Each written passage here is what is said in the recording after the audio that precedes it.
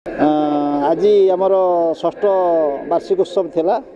षष्ठ वार्षिक उत्सव रे आज आमर मंचासीन अतिथि माने जोग देइथिले एवं आमको किछि उपदेश मध्य देइचंती। तत्सहित आज मु समस्त को धन्यवाद देवी जे आमर जिला एवं उपखंडर समस्त सांबादिक माने आम कार्यक्रम रे जोग देइथिले। समस्त को मु धन्यवाद देवी।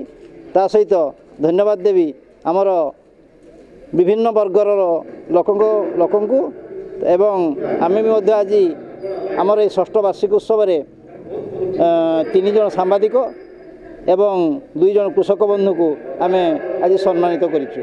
तेणु मो तरफ एवं प्रेस क्लब तरफ समस्त को धन्यवाद। प्रेस क्लब रो आज वार्षिक उत्सव हला एवं बड़ खुशी लगिला। सांबादिक माने ताकर ब्लॉक स्तर रे सम्मिश्रण हो जो विभिन्न दाबी प्रस्तावित कले और बहुत समस्या संपर्क में आलोचना है और यही परिप्रेक्षी में 2 जन कृषक तथा 3 जन सांबादिक संबोधित कर सबू सांबादिक एकता ही बड़ और सांबादिक जो समस्या अच्छी निज भीतर एकता रही आगामी दिन में ता समाधान सहज हो पार और प्रशासनिक स्तर में से भय रही दाबी गुड़िक जानापी जो संवाद परिवेशन से साहय करने को पछमुछा देवेनि।